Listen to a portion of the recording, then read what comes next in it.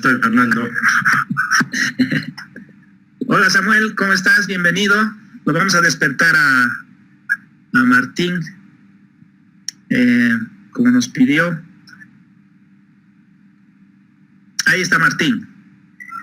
Aquí estoy, despierto. Hola Samuel. Hola. ¿Cómo estás, Martín? Un gusto verte. Bueno, qué bien que están aquí nuestros expositores.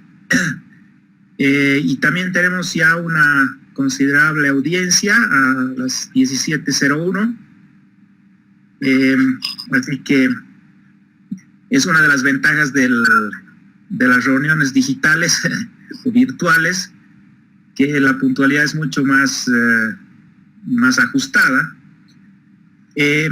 Bueno, amigos, querido Martín Rapp desde Santa Cruz, querido Samuel Doria Medina aquí en La Paz, vamos a iniciar el primer coloquio virtual de la Fundación Pasos Canqui. Yo soy Fernando Molina, soy el director de Pasos Canqui, y me estaba preguntando justamente si este va a ser uno de muchos coloquios virtuales o de reuniones virtuales que vamos a tener, dada la situación que estamos viviendo en el mundo y en nuestro país. Y estaba pensando también que si es que vamos a seguir haciendo coloquios virtuales, entonces probablemente no sea muy buena noticia para los centros de eventos, por ejemplo, que aquí en La Paz nos servían para organizar los coloquios presenciales, reales que teníamos normalmente. Y por lo tanto habrá un daño, un efecto económico sobre esos negocios, ¿no?, que nos prestaban servicios a la fundación, al mismo tiempo que tendremos que hacer un traslado de nuestras inversiones, digamos, a estos sistemas de comunicación digital que nos permiten estos encuentros, ¿no?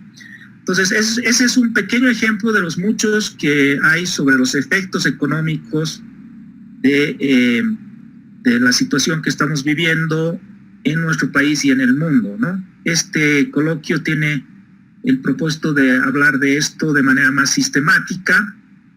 Se llama Los efectos en Bolivia de la crisis económica mundial, que ya ha sido declarada por los diferentes sucesos que han ocurrido en los mercados mundiales, ¿no? Una caída constante de valores, una descapitalización, y ya todos los organismos internacionales económicos han mencionado un pronóstico recesivo, ¿no? O han planteado un pronóstico recesivo. Entonces tenemos a dos expertos en este campo económico para intentar dilucidar cuánto nos va a afectar la crisis mundial, cómo se va a manifestar en Bolivia, qué oportunidades se van a abrir a pesar de las dificultades, en fin, todo aquello que está relacionado con este tema, que ha sido ya abordado además en otros eventos y por otras instituciones. Tenemos aquí a Martín Rapp, que no necesita una presentación muy detallada, simplemente es uno de nuestros mayores expertos en el análisis de coyunturas económicas. Él está haciendo ese trabajo constantemente y hace un seguimiento muy pormenorizado y muy profesional de los indicadores, digamos, de nuestra temperatura económica, ¿no? Entonces, bienvenido Martín, él es nuestro conferencista principal. Y como comentarista está Samuel Doria Medina, que también es muy conocido por todos ustedes. Él es economista y además ha estado muy vinculado a la gestión pública, ya sea porque ha participado en ella hace muchos años o porque constantemente está haciendo referencia a las políticas nacionales y por lo tanto está al día de todo lo que va ocurriendo en el Estado boliviano, sobre todo en el área económica. Entonces, él hará el comentario posterior. Finalmente, me olvidaba una cosa. Primero va a empezar Martín, que le vamos a dar el espacio de 30, 40 minutos para su exposición. Luego seguirá Samuel con una crítica, un comentario, más que crítica, un comentario a lo que se haya dicho, añadirá otras cosas, etcétera. Y después ustedes tienen la posibilidad de pedir la palabra. No sé si están viendo todos eso en sus aparatos con los que se estén conectando, pero pueden pedir la palabra. Y entonces va a aparecer aquí en mi pantalla que alguien está queriendo hablar y yo le voy a ceder la palabra para una breve intervención que puede ser una pregunta o un comentario. Vamos a reunir varias de estas intervenciones y luego como suele ser, como es el estilo hacer, vamos a ceder nuevamente la palabra a los expositores y con eso cerraríamos el coloquio. Bien, entonces, dicho esto, yo le voy a ceder la palabra a Martín, por favor, adelante. Muchas gracias, Fernando, por la invitación. Muchas gracias a la Fundación Pasos Canqui por el espacio que brinda y que nos conecta de esta manera. Saludos a Samuel, es un gusto compartir contigo esta testera virtual y nos va a unir el tema. Voy a subir una presentación y voy a seguir con la presentación. He puesto el reloj para mis 35 minutos y acojo el tema efectos en Bolivia de la crisis mundial. Quiero comenzar con la valoración de este espacio. Nadie de nosotros es tan inteligente como todos juntos. Es decir, estos espacios, este formato ahora novedoso, nos permite unirnos desde diferentes lugares. Y como decía Fernando, quizá los lugares de evento tendrán un efecto negativo, pero también hay oportunidades. Nos pueden mandar su catering a la casa de cada uno de nosotros. Así que hay oportunidades en cada crisis. Comienzo con el tema. Nadie sabe cuál es al final la característica, la magnitud de esta crisis. Esta crisis es una combinación de la gripe española, es decir, una pandemia de gran escala, más la crisis económica mundial del 1929. Si fuese así, tendríamos un grave problema delante porque sería la peor combinación posible. Esperamos que no sea así y que tengamos un desenlace mucho más moderado de lo que a veces pinta. Pero es un escenario. Ayer el Fondo Monetario hizo pronósticos sobre cómo se va a evolucionar, según ellos, la economía global.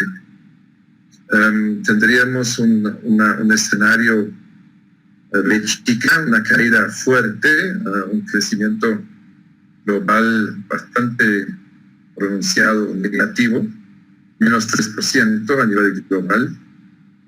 Una caída muy fuerte de los Estados Unidos, de la zona euro, los dos, y apenas un 1.2% de crecimiento de China, que no es suficiente para jalar a la economía global, para estimularla suficientemente. Pero se espera un rebote fuerte el año 21, es decir, en escenario de chica es una caída fuerte, una recuperación muy fuerte para un nivel mayor a lo que era antes, nuevo normal un poquitito superior. La actual situación tiene un impacto muy fuerte en los mercados commodities, unas caídas muy fuertes en aquellos productos que tienen una relación con nuestra oferta exportadora. El top 6 de el 80% de nuestra exportación son el gas, 4 minerales y la soya. Todos están bajo fuerte efecto de disminución de precios. El crudo BTI, que es la base para el cálculo del precio del gas, tenía una caída del menos del 65%. Y al 14 de abril, la soya 9%, el gas ya cayó 26%, entonces vamos a tener un shock de precios externos, quiere decir, nuestras exportaciones van a recibir un efecto fuerte en los precios. Además, que se va a sumar a los problemas de volumen que tenemos en los principales productos de exportación, gas y minerales. Esto como una referencia, cómo impacta en los mercados masivos, en el retail. Este es un ejemplo de Estados Unidos, donde tenemos caídas del 50% en accesorios y ropa. Tenemos 25% en muebles. En total tenemos casi 9% en el retail y los servicios de alimentos. Entonces se nota que esta crisis no solamente impacta en los mercados de commodities, sino en el consumo interno, la dinámica del consumo interno. En Bolivia, el consumo privado de los hogares es el 67% del PIB. Entonces, si lo miramos por tipo de gasto, vamos a tener un efecto grande también acá. Entonces, miraremos ahora con estas correas de transmisión, precios de commodities y su contagio en los ingresos de los países. Miramos un rato las afectaciones de esta crisis, tanto en general en la economía como en la micro, mirando un poquitito más abajo. Esto nos manda el tema que nos dio Fernando.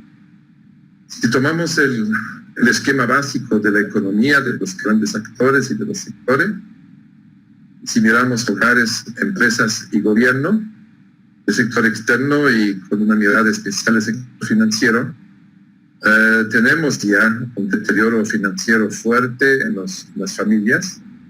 Muchas familias en Bolivia tienen ingresos diarios solamente y semanales. La gran mayoría, 70%, del mercado laboral se encuentra en el sector informal. Entonces, el sector informal ha tenido una gran afectación en los ingresos. Ahí no hay sueldos mensuales fijos en gran parte. La mitad de la población recibe, vamos a ver más adelante, su dinero en el día, en la semana o en la quincena. Y si tiene un salario, entonces tampoco no es seguro que se pague. Los bonos que se han pagado y que se acaban de reforzar con las medidas últimas buscan dar un alivio a esta caída de los ingresos de los hogares. Sin embargo, tenemos un endeudamiento fuerte, un efecto, de modo que los que no han tenido ingreso en estos días y tienen que retirar o tienen que buscar, por ejemplo, alimentos o productos de la necesidad básica, los tenían que fiar. Tenían que ir a la tienda de barrio y tenían que hacerse anotar. Eso genera un problema en la cadena de pagos. Si las personas, el ejemplo es Juan, el albañil, si él no ha trabajado, no tiene ingreso, va a la tienda y retira alimentos. En la tienda se anota, el asiento es contra deuda de Juan y el inventario de la tienda baja. Entonces, cuando la señora de la tienda necesita reponer su inventario, no tiene con qué pagar porque no ha recibido el pago de Juan. Por lo tanto, no puede pagar su mayorista, que es un informal, y él, a su vez, no puede ir a la empresa formal productora, sean pollos, sean fideos, como para reponer también sus inventarios, y así se rompe la cadena. Y esa ruptura en la cadena y la disminución de los ingresos de los hogares significa una caída de la demanda. Eso impacta fuerte en las empresas, hay parálisis, por un lado por las medidas sanitarias, pero también por la reducción de la demanda y los problemas en la cadena. Las empresas piensan en achicarse, es decir, reaccionar a esta disminución de la demanda, y eso puede terminar en la quiebra si es que el flujo de caja no se normalice en los próximos meses. Las empresas quiebran por problemas de flujo de caja, no tanto por de resultados, sino son varios años.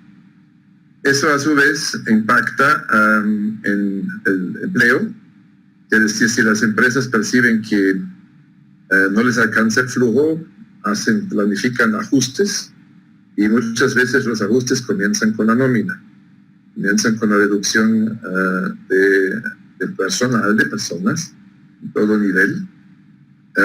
Significa también reducciones de salarios, despidos, y eso aumenta el desempleo. Por otro lado, tenemos menos ahorro de los hogares. Ya no viene ahorro porque ni alcanza para la vida diaria, y además ya antes de esta crisis tuvimos una disminución del ahorro. Los únicos depositantes, los únicos depósitos que venían al sistema bancario venían de las AFP, tanto las cajas de ahorro que vienen de los hogares como las cuentas corrientes que principalmente tienen las empresas, no tuvieron un crecimiento significativo ya. Entonces, la falta de depósitos y el desempleo y también las quiebras o achicamientos de las empresas significan restricciones nuevas para el crédito. También tenemos por el lado de las empresas una postergación de inversiones, o sea, se revisan las carteras de proyectos o se hacen desinversiones, porque si no tengo liquidez como empresa suficiente o como familia, lo que hago es liquidar, vender activos.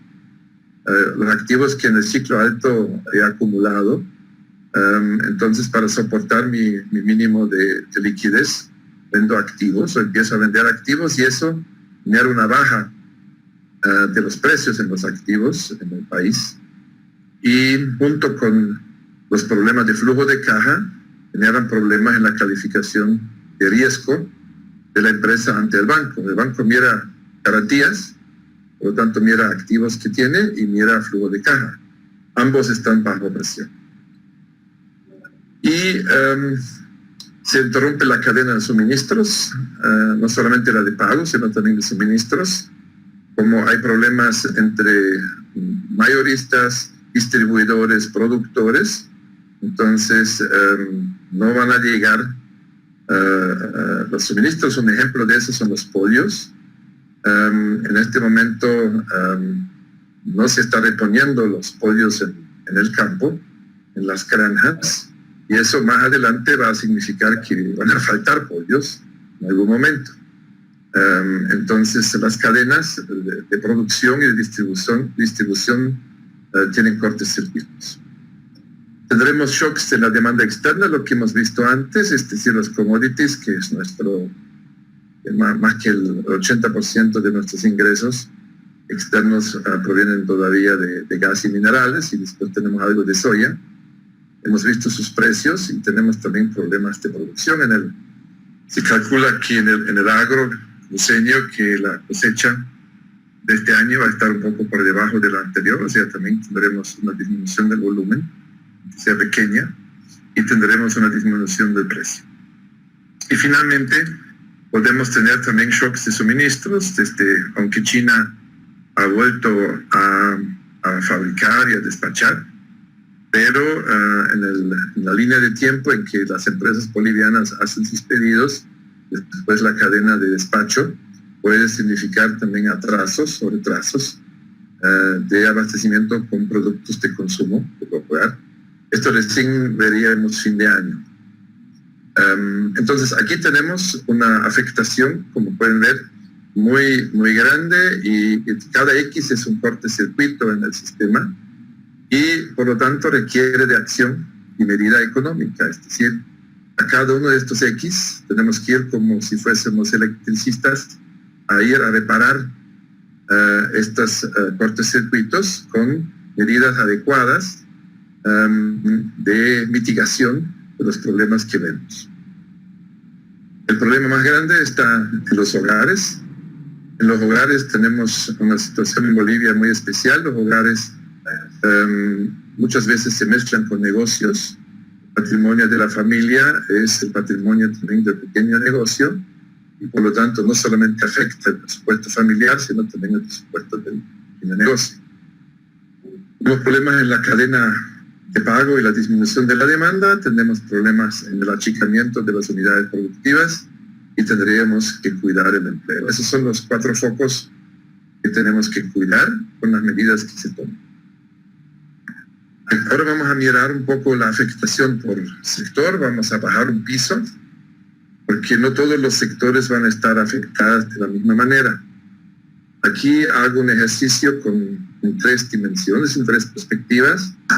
Una primera perspectiva es por la exposición del sector a la crisis COVID, y la otra es la importancia del sector en la economía, que es decir, su participación en el PIB, su incidencia en el PIB. Esta es una obra en construcción, no la tomen como algo ya terminado, hecho, estamos recién haciéndola. Entonces podemos ver aquí que hay rubros, o mejor dicho, sectores que tienen una alta exposición a la crisis COVID y otras tienen una moderada exposición y otras tienen una baja exposición. Y tenemos sectores que tienen mucho peso en la economía y por lo tanto su afectación la vamos a sentir en el PIB como un todo. Por ejemplo, la agricultura tiene una alta incidencia en el PIB y una moderada afectación. En cambio, la construcción, los restaurantes y hoteles tienen una muy alta afectación, pero no tanta participación en el PIB. Los minerales habría que mirarlo bien, de qué parte del sector minero estamos hablando, ¿no? Pero hay un gran sector de cooperativistas y también si va a bajar el precio, vamos a tener efectos fuertes también en la minería estatal. Tenemos 3 sectores en la minería. En el transporte, que en Bolivia tiene una relativamente alta participación en el PIB, todo está paralizado, el transporte urbano, el transporte también internacional y el transporte interdepartamental, todo está parado y tiene una fuerte incidencia. Los servicios financieros son menor porque están trabajando y tienen que trabajar más todavía al entregar los bonos. Ojalá podrían ampliar más sus horarios. Aquí tenemos una menor afectación. Ahora miramos de otra manera, miramos el empleo, la incidencia de la crisis COVID en el empleo, que es diferente a la incidencia en el PIB. Aquí vemos otro cuadro, tenemos una importancia muy alta en el empleo del comercio, de los restaurantes y hoteles. Tenemos una alta incidencia, una mediana incidencia en la industria y tenemos 500,000 empleos en la construcción, más 1 millón de indirectos. Quiere decir, aquí arriba, en construcción, industria, manufacturera, comercio y gastronomía, tenemos una altísima afectación y también tenemos alta incidencia. Entonces, las políticas que tendrán que venir en la segunda ola, después de las primeras medidas, tendríamos que mirar bien cómo podemos salvar empleo en aquellos sectores que tienen una alta afectación, alta exposición y también una alta incidencia en el empleo como sectores receptores de empleo. Y la tercera mirada es con las exportaciones. ¿Por qué son importantes las exportaciones? Porque de ahí vienen nuestras divisas y de nuestras divisas depende la balanza comercial. De las exportaciones depende de la balanza comercial y esta a su vez la cuenta corriente y esa a su vez alimenta a las reservas. Entonces también tenemos afectaciones en la soya, tenemos afectaciones en la minería, tenemos afectaciones en el gas, como ya lo mencionamos en ambos, por precio y también por volumen, afectación por precio y volumen en la oferta exportadora y aquí también volumen y precio. Esas son las afectaciones sectoriales. Ahora vamos a un piso más abajo y miramos un rato la micro, miramos las empresas, los rubros. Hemos comenzado con la economía en general, hemos ido a los sectores, ahora vamos a los rubros. Aquí les voy a mostrar dos rubros que son importantes y sirven como indicadores tempranos, que es venta de supermercados y venta directa. Venta directa es lo que hacen los que venden por catálogo, los Belcor, Viambal, Natura, Sorti.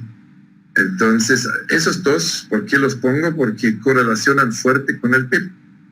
Quiere decir, hay una correlación fuerte de sus ventas con la economía en general. Y aquí se ve cómo venían antes de los 21 días del año pasado. En noviembre tuvimos una caída fuerte en ambos, mucho más fuerte en venta directa, una recuperación y ahora una nueva caída profunda y una recuperación que va a durar muchísimo más tiempo que después de los 21 días. La llamamos el escenario U. Si miramos, estamos haciendo un análisis con 36 rubros y 6 clústeres, en que hemos hecho la misma pregunta, cómo vienen, cómo han llegado hasta marzo.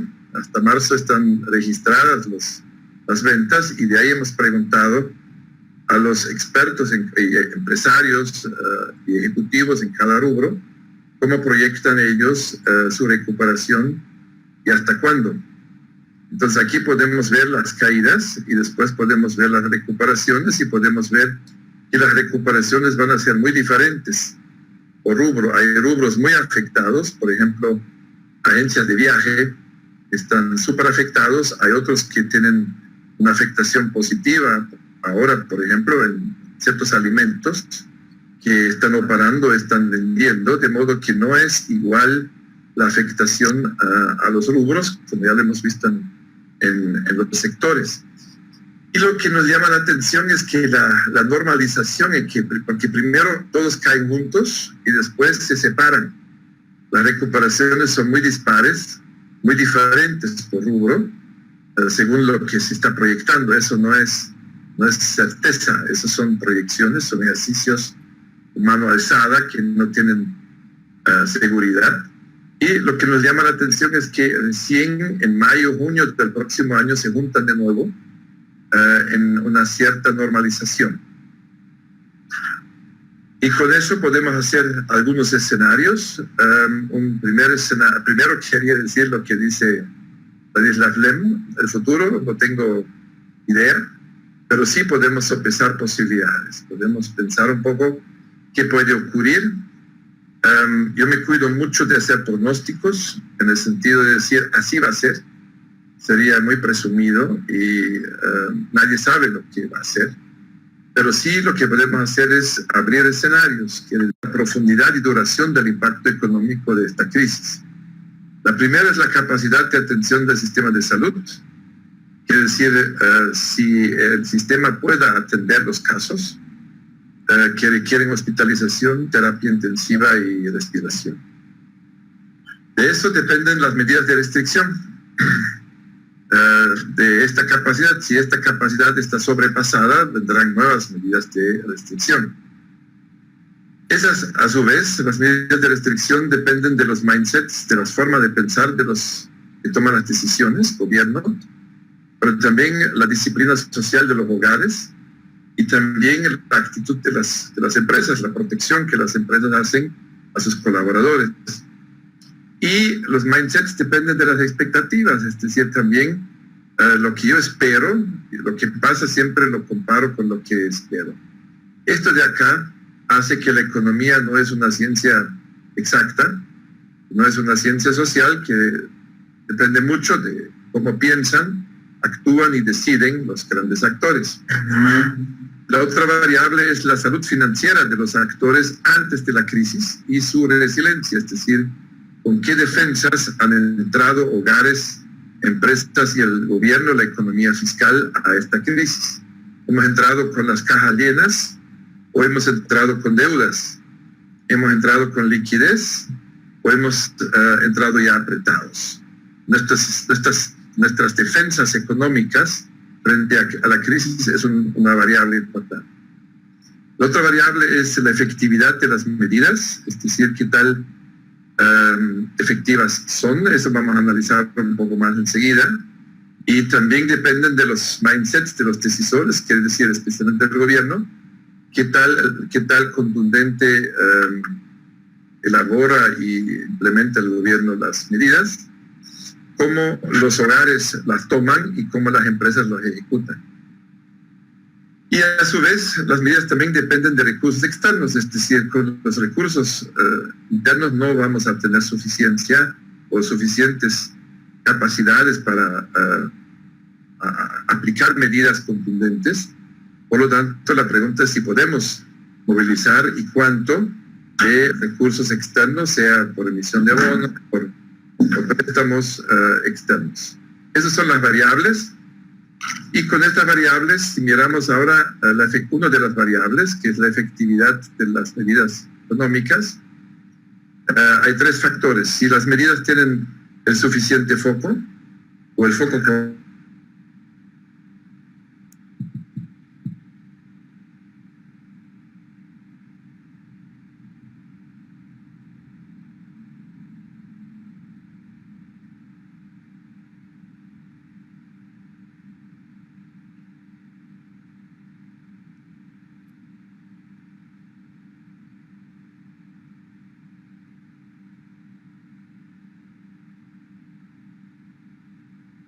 guerra, no se logra un control de la pandemia rápido, tendremos insolvencias en empresas y hogares y una parálisis del sistema. Y si pondremos ahí una interrupción de los mercados, impactos sociales y políticos inimaginables, o sea, una salida de control y una seguidilla de estallidos y convulsiones políticas, de estallidos sociales y convulsiones. Esos serían los escenarios, quiere decir, todos son posibles, no se puede decir descartemos uno de todo, habrá que monitorear de lo que pasa y algunos de ellos tendríamos que tomar como base para nuestro trabajo. O sea, tenemos que decir, yo creo que por ahí vamos y por lo tanto me preparo de esta manera. Para terminar el último capítulo, los últimos minutos, como decíamos, la economía no es una ciencia exacta, sino depende mucho de las actitudes, de las formas de pensar y de actuar de los actores. Si hacemos una mirada, primero, cómo se maneja la crisis. Hay una zona ahí de reacción, una zona de miedo, donde hay ansiedad, angustia y mucha adrenalina. Y los actores reaccionan, no piensan mucho, sino deciden con emociones. Hay una segunda zona de aprendizaje en que decimos aprendamos de eso, no lo dejemos salir del control, aprendamos de manejar la incertidumbre, hagamos escenarios y tomemos decisiones escalonadas, no nos precipitemos. Y hay una zona de crecimiento que dice esta crisis nos va a permitir convertirnos, va a ser un gran acelerador de procesos que han ido lentos y que ahora podrían ir rápido. Nos podemos anticipar, nos podemos adaptar y podemos, aquí decimos pronóstico, podemos pensar el presente desde el futuro, encontrando oportunidades y no ser manejados por la adrenalina, sino por la dopamina, que es la hormona que nos hace sentir bien y que dice estas crisis, si las sabemos trabajar bien, nos van a llevar adelante. Un segundo tema en los mindsets es la calidad de las decisiones. Aquí les recomiendo leer Daniel Kahneman, Pensar rápido y pensar despacio. Él dice que tenemos dos sistemas instalados en la forma de cómo tomamos decisiones, un sistema intuitivo y un sistema de pensamiento racional. El problema de la intuición viene de la experiencia. Y la experiencia, para la actual situación, esta crisis COVID no tiene un antecedente. No hay una crisis parecida a esta, no es una crisis financiera. Por lo tanto, la experiencia nos sirve muy poco. Y por lo tanto, nuestra intuición puede tener muchos errores. Porque cuando decimos, no, esto es como aquella vez. No, esta crisis no es como aquella vez. Esa crisis es muy diferente. Por lo tanto, tenemos que usar mucho más el pensamiento racional, deliberado, lento, lógico, explícito, pensando bien las cosas, mirar, esperar y recién tomar decisiones en una línea de tiempo y ser consciente de que tenemos deficiente información. Por lo tanto, podemos cometer errores que vamos a corregir en el camino. Entonces, la realidad de las decisiones significa que, ojo, no tomemos decisiones muy emocionales, intuitivas, no utilicemos datos, que es un poco más difícil. Y el tercer elemento del mindset es cuidarnos del knowing. Quiere decir, sabemos qué tenemos que hacer, pero por razones emocionales no lo hacemos. Ahí está mi reloj. Me va a tomar 2 minutos más. Knowing and doing gap significa que sabemos que deberíamos hacer, pero no lo hacemos, porque tenemos anclas emocionales y distorsiones emocionales en nuestras decisiones. Entonces voy a terminar con 3 láminas. Uno, mindsets, mirando los mindsets de las familias. Es muy importante que esta crisis tenga una narrativa, es decir, que los liderazgos sociales y políticos sepan explicarla bien y sepan contarla bien. Cada crisis necesita una explicación y una explicación puede venir por el lado confrontativo o negativo, o puede ir por otro lado, de explicar cómo se gestó. Es un tema para quizá reforzar nuestra disciplina social y cuidarnos de los estallidos, es decir, el país necesita disciplina social y se nota, hay muchos segmentos de la población que tienen una asombrada disciplina social. Esa hay que reforzarla. Tenemos que tener en el ojo la economía familiar microempresarial, la cultura de emprendimiento en la base de la pirámide, porque ahí está la capacidad de adaptación y de conversión. En la crisis anterior del 99 al 2003, los que más rápidamente se ajustaron fueron ellos. Los que en las microfinanzas bajó el índice de mora mucho más rápido que en los otros segmentos. Entonces, ahí tenemos que mirar, en esta crisis tenemos que mirar mucho más la base de la pirámide.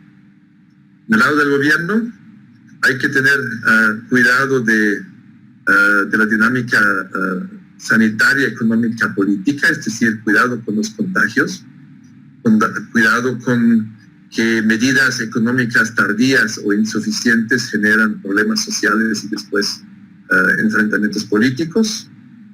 Esta crisis va a poner a prueba la gobernanza. Cada crisis necesita una gobernanza en que se tienen que probar los liderazgos y necesitan nuevos liderazgos. El que sirvió como líder para una situación normal no necesariamente sirve como líder en una situación de excepción, como es la de ahora. Y aquí un tema que tiene que ver con la estructura del Poder Ejecutivo. Tenemos un Ministerio de Economía y Finanzas Públicas que de economía no tiene mucho. Es un Ministerio de Hacienda y los focos muchas veces con esa estructura van a lo fiscal y no van a mirar la economía. No tenemos un ministerio encargado de la economía, que necesitaríamos ahora muchísimo más que uno de Hacienda. Entonces ahí tenemos un problema de organización del Poder Ejecutivo. Finalmente, en las empresas hay un tema de mindsets fijos y de crecimiento. Fijo significa que yo creo que mis habilidades están determinadas, no cambian, y me aferro a ganar tiempo, me tienen que ayudar. En cambio, en el crecimiento yo tengo una inteligencia, yo sé que la inteligencia tiene que ser cultivada y busco nuevos modelos de negocio. Mi actitud y los retos dependen de mis habilidades y por eso tengo el continuo entre explorar y explotar versus me quedo en lo que he hecho y lo que conozco y no busco otras perspectivas, no mejoro mi productividad, sino me aferro. El éxito de los demás me inspira en el mindset de crecimiento. Busco inteligencia colectiva y una economía más colaborativa versus que me complican los retos y tengo una parálisis y una añoranza a la anterior normal. Y me siento víctima y espero que me rescate. Entonces, ese es un primer elemento, que tengamos un giro en el mundo empresarial hacia un mindset de crecimiento, que nos cuidemos mucho del corporativismo, porque ahora va a aflorar, cada uno en su arbolito, cada sector va a exigir, cada uno para sí mismo, y no la mirada del conjunto. Yo creo que es un momento en que hay que tener mucho cuidado de que cada uno plantee sus cositas. Y tenemos, como decíamos, un reto en entender esta crisis como un gran acelerador. Vamos a una low-touch economy, la economía después va a ser distinta, ya es distinta, ya vivimos diferentes, ya trabajamos diferentes. Hoy día lo estamos viendo, ahorita lo estamos viendo. El tejido empresarial va a cambiar, va a haber una destrucción creadora, es decir, van a desaparecer ciertas estructuras no tan adaptativas, y vamos a aprender nuevas formas de trabajo. Quiere decir, si esta crisis la queremos capear de manera positiva, tenemos que estar en la construcción de un nuevo tejido, tenemos que dejar cosas, no los vamos a poder llevar lo que teníamos antes, y tenemos que aprender nuevas formas. Eso es, con eso termino. Les quiero mostrar la casa del huracán. El huracán pasó por las dos casas. El huracán es para todos. El huracán es absolutamente igualitario. El uno tiene una casa intacta porque tiene buenos fundamentos, se ha preocupado, sabiendo que viene el huracán, de reforzar sus defensas, y el otro no. El otro simplemente ha dejado que el huracán le caiga encima. No se ha preocupado de prever, de reforzar fundamentos y de actuar a tiempo. Entonces, ahora hay que actuar a tiempo. Eso es. Muchas gracias por su atención y espero que haya compartido valor. Muchas gracias, Martín. Si hubiera posibilidad de aplaudirte, creo que todos te aplaudiríamos intensamente, porque ha sido muy concisa, muy interesante tu intervención. Les recuerdo a todos los amigos que están acompañándonos que van a hacer las preguntas orales al final de las dos exposiciones que tenemos programadas, ¿no? Y dicho esto, voy a ceder la palabra a Samuel Doria Medina para que haga el comentario de la exposición de Martín. Hola Samuel, adelante por favor. Gracias Fernando, muy buenas tardes a todos nuevamente. Yo quiero hacer una confesión antes de hacer el comentario.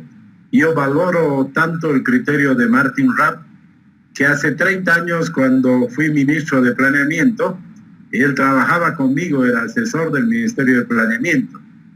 Y sigo valorando tanto su trabajo, que hace 2 semanas yo consideré que era muy, muy importante que el gobierno lo escuche a Martin. Entonces organizamos una reunión y estuvo la presidente, estuvo el gabinete económico, el presidente del Banco Central, incluso un par de ministros políticos, y Martin hizo una exposición sobre su visión de la economía y sobre cuál era su criterio para poder hacer correcciones rápidas, que ha sido muy útil en el trabajo que después ha realizado el gobierno. Entonces, realmente Martin creo que tiene la gran ventaja, que debe ser la persona que tiene la mayor y mejor información económica de nuestro país. Él trabaja con muchas empresas y maneja la información, una información muy valiosa y muy, muy cercana. Él tiene seguramente ya la información de cómo les ha ido a las empresas de marzo, y que el resto de los mortales la obtenemos varios meses después. A ver, entrando ya a la exposición, yo veo que esta crisis económica que nos ha afectado a todos, hay la ventaja de que la economía mundial estaba pasando por un buen momento. No había problemas estructurales serios en la economía. Ha golpeado a todos por igual, tal vez un poco menos a los que se han preparado mejor y han salido más rápido de esto, como el caso de Corea del Sur, como el caso de Japón, Taiwán y algunos países europeos que tomaron en serio a tiempo y se prepararon adecuadamente. Creo que este es un factor muy importante porque los que no se preparan adecuadamente, los que no toman en serio este tema, van a tener una segunda ola complicada. Dicen que cuando viene un tsunami, hay que tener muy claro de que vienen dos olas. Una primera ola que sorprende, pero a veces la segunda ola del tsunami puede ser más fuerte inclusive. Y aquí creo que tenemos que ver este tsunami que ha afectado a la economía mundial. Estamos viendo la primera ola que afecta a la salud, que afecta al funcionamiento de la sociedad y de la economía, pero la segunda ola tiene que ver con lo que va a pasar en la economía. Entonces también hay que prepararse para esa segunda ola. Desde ese punto de vista, utilizando esa figura que mostraba Martín, yo creo que la economía mundial en el año 2020 está como la segunda casa para enfrentar el huracán. Y más bien yo diría que la otra casa que ha sido devastada es como estaba la economía en el año 1929, saliendo de una guerra mundial, saliendo de otra pandemia, con mercados especulativos. Entonces, sin duda, la crisis de 1929 fue muy dura porque no habían cimientos sólidos, no había una economía preparada. Es interesante mencionar, yo escuchaba cifras en las noticias, cifras que van saliendo de la economía norteamericana y las menciono porque me imagino que está pasando lo mismo en Bolivia y en todo el mundo. Obviamente hay sectores que han tenido caídas importantes, pero hay sectores que tienen una actividad muy buena, ¿no? Tema de supermercados. Yo estoy seguro que los supermercados del país están vendiendo muy bien. Está funcionando muy bien ese negocio. También los que comercian, los que importan, los que fabrican equipos médicos, les está yendo una maravilla. Tenemos unas cuantas pequeñas industrias que fabrican materiales para la salud. Estoy convencido que deben estar en su mejor momento. Entonces, creo que es bueno ver en esta crisis que hay sectores que les va muy bien, hay sectores que han seguido operando y hay otros sectores que están sumamente afectados, como es el tema del transporte aéreo, de los restaurantes, de los cafés, todo lo que tiene que ver con cines, teatros y toda esa economía de la cultura. Y creo que es importante hacer esa diferenciación porque ya han salido medidas globales y seguramente más adelante habrá que ver qué se hace con esos sectores que van a tener un periodo mucho más largo, ¿no? Ayer yo escuchaba cómo la canciller de Alemania decía que se van a abrir los negocios pequeños y medianos desde el día lunes, negocios que no tengan una extensión mayor a 800 metros cuadrados, con una serie de medidas de seguridad. También a partir del 4 de mayo empiezan a funcionar los colegios, especialmente los de las promos, prepromos y después paulatinamente. Hablaba de otros negocios, de otras industrias, pero también daba un mensaje muy complicado. Decía, viajes internacionales no va a haber por 90 días, viajes internos no va a haber en 60 días. Y les decía a la gente que trabaja en restaurantes, en espectáculos y demás, que hasta agosto no van a poder funcionar. De la misma manera que les decía a las personas adultas mayores, que los adultos mayores se olviden de salir por los próximos 90 días, hasta que no haya una cura, hasta que no haya una vacuna. Yo creo que eso nos muestra también un escenario de lo que se viene hacia adelante. Entonces, desde ese punto de vista, yo considero que en el país se han tomado las decisiones adecuadas. Surgió este tsunami. Lo primero que hizo el Ministerio de Finanzas fue solicitar un crédito de $1.000 millones al Banco Central, o de 7.000 millones de bolivianos. Eso equivale a un 2,5% del PIB, que creo que fue una estimación correcta inicial de decir la economía va a tener un impacto de alrededor del 2,5-3%, que después se ha confirmado. Y con esos $1.000 millones, que yo lo llamo crédito puente, porque ese crédito era inmediato, rápido, ese crédito puente se ha empezado a atender a los sectores más vulnerables, a los adultos mayores, a los discapacitados, a las mujeres embarazadas o que tienen niños pequeños, y posteriormente, cuando se ha visto que se tenía que extender la cuarentena, se ha lanzado el bono universal.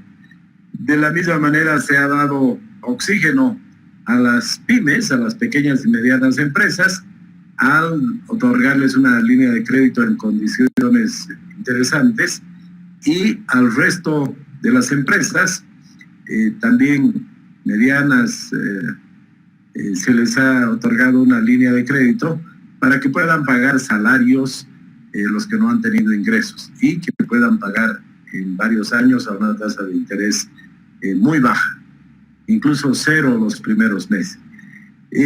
Ahora, ¿cómo se va a financiar esta crisis? Yo creo que lo que hay que hacer es, no tenemos otro mecanismo que solicitarle a los organismos financieros créditos que nos puedan dar. Y yo hago el siguiente razonamiento. Hay que pensar que nuestros ingresos van a estar muy mal los próximos 3-4 meses. Los ingresos del país en marzo, en abril, mayo, junio, incluso julio diría yo, van a estar mal. Entonces hay que calcular nuestros ingresos por exportaciones, son de alrededor de 650 millones de dólares por mes. Entonces, yo diría hay que hacerse un préstamo de entre 2.000 y 2.500 millones de dólares. Tenemos una serie de líneas de crédito. Entonces, creo que el mecanismo de financiar esta crisis es prestarnos dinero, prestarnos alrededor de 2.500 millones de dólares del Banco Mundial, del BID, de la CAF, del Fondo Monetario, que han puesto a disposición las de crédito ya importantes en estas últimas veces. Que lleguen esos recursos, seguramente el Ministerio de Finanzas le podrá devolver esos $1.000 millones de dólares al Banco Central y financiar los bonos y financiar la gran compra de insumos médicos que se está haciendo con esos recursos del financiamiento externo. Yo creo que está claro de que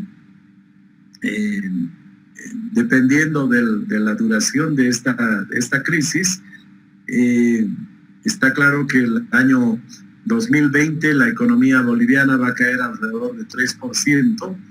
Esa es la estimación tanto del Fondo Monetario como del Banco Mundial. Uno dice 2.9, el otro dice 3.2. Pero la buena noticia es de que ambos coinciden de que esta es una crisis temporal y que el año 2021 vamos a poder recuperar, y hablan de que habría un crecimiento de 3.7 el año 2021. Entonces, así es como veo yo la crisis, como algo temporal que afecta a toda la economía mundial, que va a ser fundamental que podamos salir de la mejor manera. Coincido con Martín de que muy importante en la cuarentena se pueda organizar el sector salud de la mejor manera para que se pueda atender a las personas que se enferman, porque después la vida va a continuar, va a ir hacia adelante, y si uno tiene la certeza de que si se enferma va a tener una adecuada atención, va a haber más posibilidad de volver a la normalidad, o a la normalidad entre comillas. Yo estoy esperando pues que instituciones públicas como el IBNORCA o como el SENASAG empiecen a trabajar y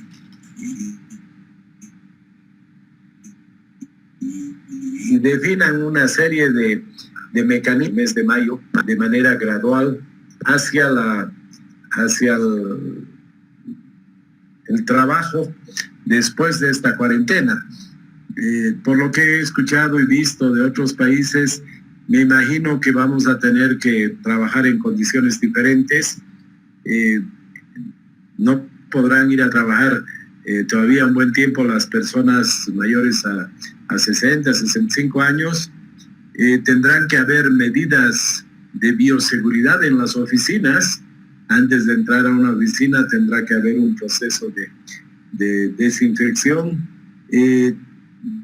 Tendrán que tomar la temperatura varias veces al día en una oficina. Si alguien tiene la menor preocupación, tendrá que reportarla, y tendrá que haber pues normas en cada ciudad para que unos entren a trabajar a las 7 de la mañana, otros a las 8, otros a las 9, para que no haya aglomeraciones en el transporte, y que el transporte público pueda trabajar al 50% de su capacidad instalada. O sea, un bus de 100 personas que pueda llevar máximo 50 para que haya la distancia social. Y creo que vamos a empezar a ver, por suerte, cómo les va a Alemania, a Checoslovaquia o a la República Checa, que ya han empezado a abrir gradualmente sus cuarentenas. Entonces, para terminar, esa es la visión que tengo sobre esta crisis. Es una crisis temporal. Si se toman las medidas adecuadas, que creo que desde el punto de vista macro se han tomado ya las más importantes, el gran problema que hay es pues poder pagar un bono a millones de personas. Se generan una serie de problemas operativos. La bancarización que hay en nuestro país es baja. Entonces, bueno, pero está funcionando eso. Ya se han pagado bonos a cerca de 500,000 de personas. Me imagino que en los próximos días va a continuar llegando los recursos. Después vendrá el bono universal para mayo, y cuando empiecen a moverse las cosas, seguramente las empresas, los pequeños productores podrán empezar a tramitar sus créditos para poder operar y salir de esta crisis. Lo que creo que está faltando son medidas y análisis de los sectores más golpeados, ¿no? ¿Qué se hace? ¿Qué pasa con el sector de restaurantes?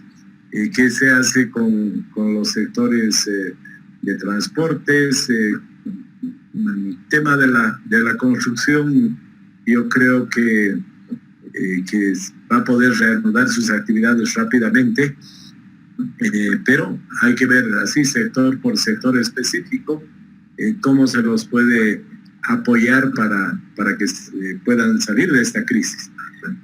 Yo veo más la posibilidad de una crisis en V chica, por las razones que decía al principio, las economías tanto de nuestro país, del continente y del mundo no tienen problemas serios, y una vez que empecemos a trabajar nuevamente vamos a podernos